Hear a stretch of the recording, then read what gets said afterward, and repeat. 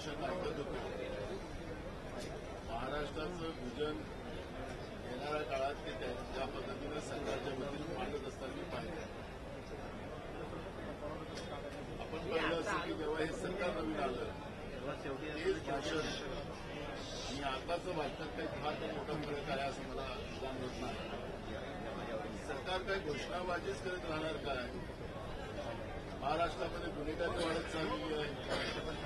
शेतकऱ्यांच्या शेतीच्या पंपाला पाणी विद्युत नाही, पिण्याचं पाणी महाराष्ट्रात नाही, रोजगाराचे प्रश्न मोठ्या प्रमाणात वाढत चाललेले आहेत. त्याचप्रमाणे शेतकऱ्यांच्या शेतीच्या पिकाला भाव नाही आणि सरकारने घेतलेल्या धान्याला पैसे देऊ शकत नाही. सरकार विकासाच्या नावाने महाराष्ट्राचे 3-13 वाजलेले आहे. महाराष्ट्रामध्ये एकीकडे लाडक्या बहिणीचं गुणगान गायलं जातंय, गायलंच पाहिजे, पण लाडक्या बहिणी सुरक्षित नाही, केंद्रीय मंत्र्यांची मुलगी सुरक्षित नाही, त्यांना स्वतः पोलीस स्टेशनमध्ये जावं लागते आहे. या पद्धतीचा महाराष्ट्र माननीय राज्यपाल महोदयांच्या माध्यमातून मांडण्याचा प्रयत्न सरकार करते आहे का, हा प्रश्न या निमित्तानं निर्माण झालेला आहे.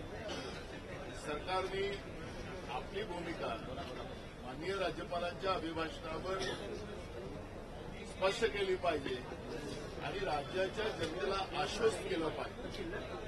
आज महाराष्ट्रातले उद्योग मोठ्या प्रमाणात बाहेर चाललेले आहेत. आपण पाहिलं असेल की महाराष्ट्र आजच पूर्ण देशाच्या प्रत्येक राज्याचा एक आलेख आलेला आहे की शहरीकरणाची जी वाढ करण्यामध्ये फक्त महाराष्ट्रच एक नंबरमध्ये आज देशामध्ये आहे. ग्रामीण भाग पूर्ण ओसाड पडत चाललेला आहे.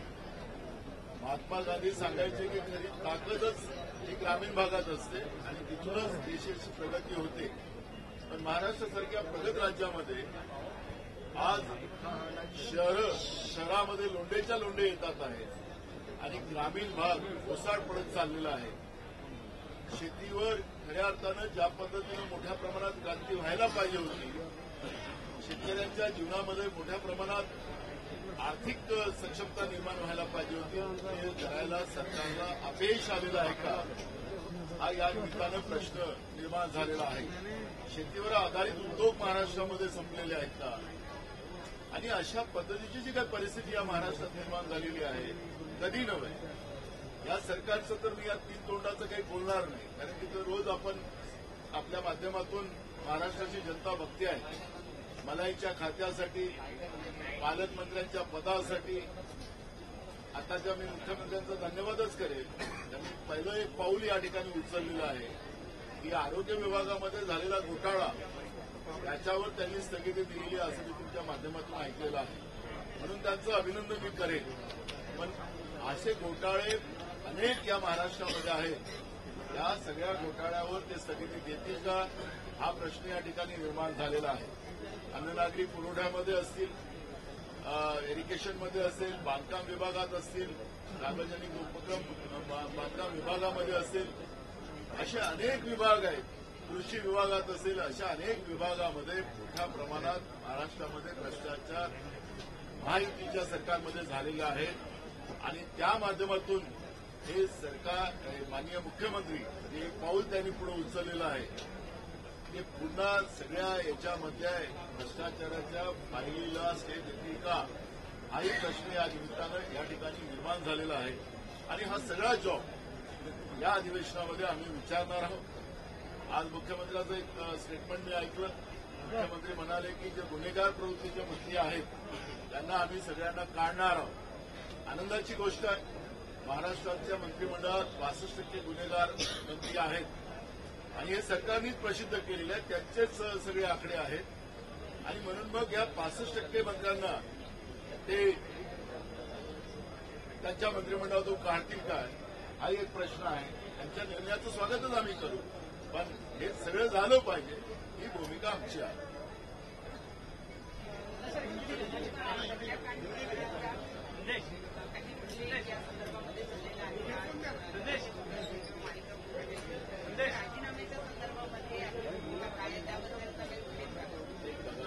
सांगितलं की आम्ही मंत्र्यांच्या बद्दलची भूमिका मुख्यमंत्र्यांनी मांडलेली आहे.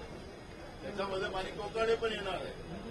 त्यामुळे हे सगळेच येणार आहे. 65% मंत्री येणार आहे. बीड आणि परभणी आणि स्वारगेटमध्ये झालेली घटना आणि केंद्रीय मंत्र्यांच्या मुलींची झालेली छेडखानी आणि महाराष्ट्रामध्ये होणाऱ्या महिला असुरक्षिततेचं जे प्रमाण आहे, मोठ्या प्रमाणात ड्रग महाराष्ट्रामध्ये आणून पिढ्या बर्बाद केलं जाते आहे. हे सगळे प्रश्न या अधिवेशनामध्ये येणार आहे. बीड आणि परभणीचा इश्यू आम्ही नागपूरच्या अधिवेशनात उपस्थित केलाच होता आणि आता हे बजेट अधिवेशन आहे. नागपूरच्या अधिवेशनात याच्यावर चर्चा करायलाच तयार सरकार नव्हतं, पण मी स्वतः या प्रश्नाला लावून धरलेलं होतं. सरकारने चर्चा केली. मुख्यमंत्र्यांनी जे उत्तर दिलं ते उत्तर भूतांड खोटं होतं आणि म्हणून हक्कभंग सुद्धा आम्ही त्या विषयावर माननीय मुख्यमंत्र्यांना आणणार आहोत.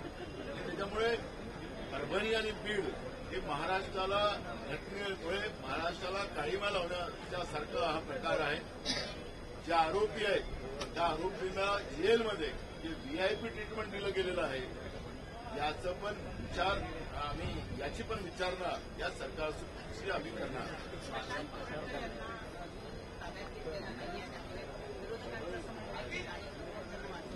बिलकुल मी तुम्हाला सांगत आहे की या सगळ्या घटनेमध्ये जे काही आरोपी आहेत त्या आरोपींना मुद्दामून वाचवलं जाते आहे.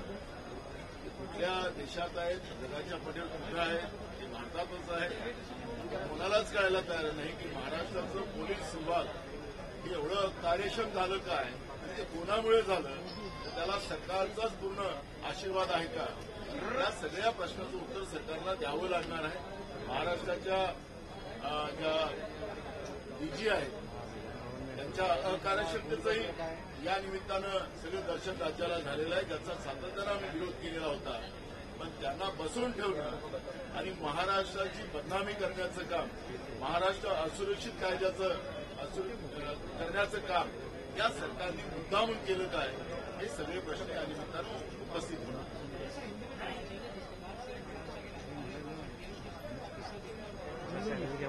आपने देखा होगा कि जब सरकार बनी है उस समय में नागपुर में जो माननीय राज्यपाल ने अभिभाषण किया था वही भाषण को रिपीट करने का काम किया है. उसमें कोई सुधार नहीं.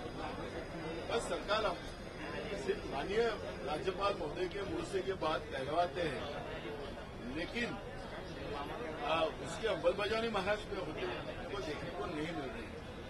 आज महाराष्ट्र में किसानों को बिजली नहीं मिल रही है, सौर ऊर्जा के नाम से उनको लूटा जा रहा है, किसान के फसल को दाम नहीं मिल रहा है, किसान बर्बाद हो रहा है, किसान बड़े पैमाने में आत्महत्या महाराष्ट्र में कर रहा है, बेरोजगार के प्रमाण ज्यादा बढ़ गए, महिला असुरक्षित हो गई महाराष्ट्र में. केंद्रीय मंत्री की बेटी सुरक्षित नहीं है.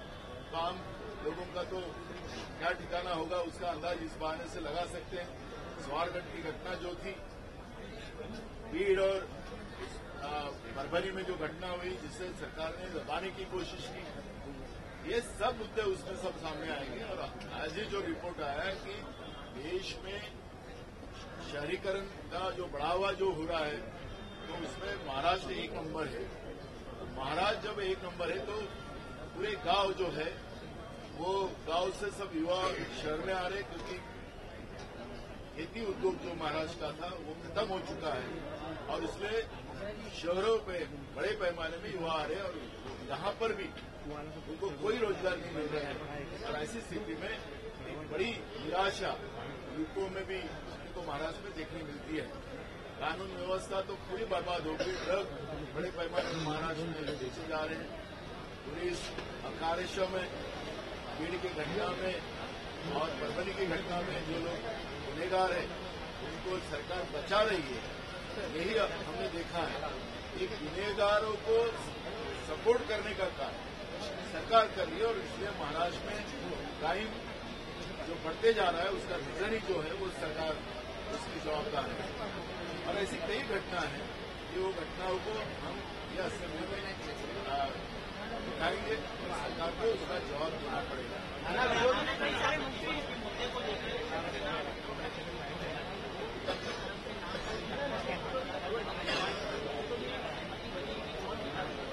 देखो एक सिंपल लाइन महाराष्ट्र विधानसभा में जो समय बनाए ज्यादा है, स्वाभाविक है उनका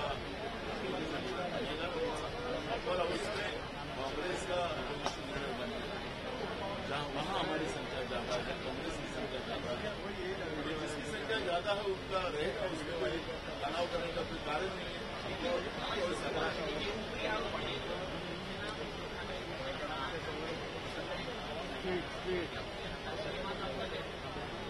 जाने की बात नहीं है, जो नियम होता है, जो मंत्रिमंडल के जो नियम होते हैं उसके आधार पर किसी को हटाना, किसी को बिठाना, ये उसका ये नहीं हो सकता। जो भी है नियम के साथ हो और महाविकास आघाड़ी उसके आधार पर आगे जाए और सरकार को घेराबंदी करे, ये भूमिका कांग्रेस पार्टी की है। देखो उनकी पार्टी से किसको लेना है उनका अधिकार है, उसमें हम उनका दायित्व है।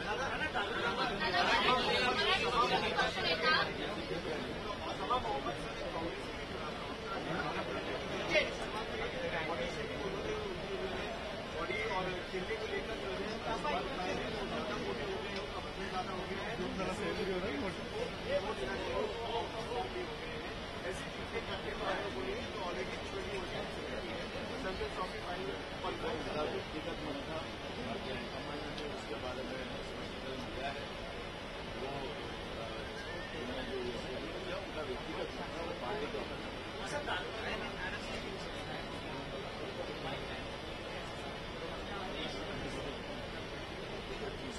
यूज करना नहीं करना उनका अधिकार है।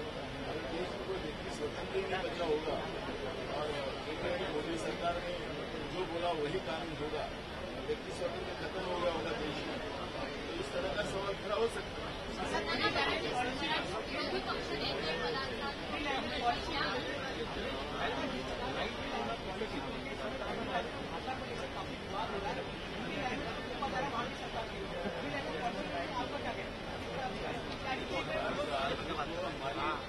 संवैधानिक व्यवस्था वो सांघिक प्रमाण हर राज्य को अपनी प्रमाण से बनाने का अधिकार है।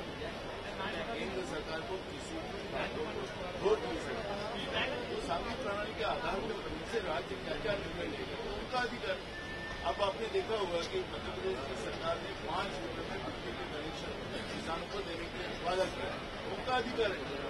राज्य सरकार ने अगर फ्री में देना है तो राज्य सरकार दे सकती है, उनके अधिकार होते हैं। सांघिक प्रणाली के आधार पर उनसे राज्य को क्या नियम बनाना है उनके अधिकार है, इसलिए उनके अधिकार में हम लोग हस्तक्षेप करना है।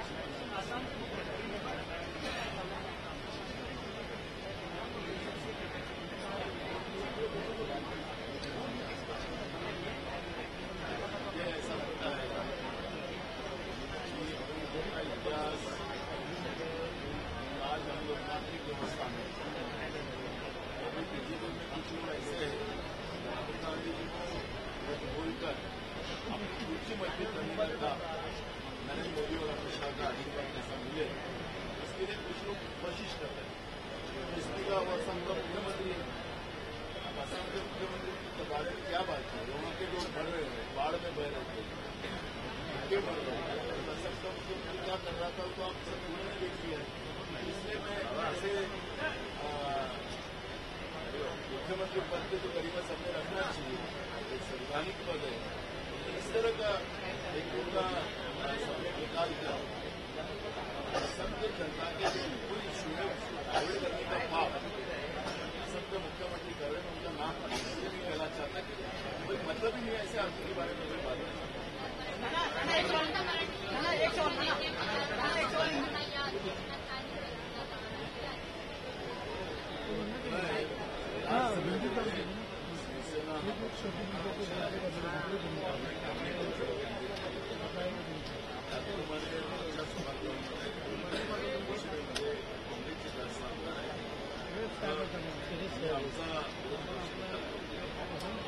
सामंजस्य या राज्याच्या भ्रष्ट आणि महाराष्ट्राला रोज गाडीवर लावणाऱ्या या सरकारला घेराबंदी कशी करता येईल याच्यावर त्यांनी आम्ही बोलतो आहे। त्यामुळे सामंजस्यानं हा विरोधी पक्ष पदाचा प्रश्न आहे।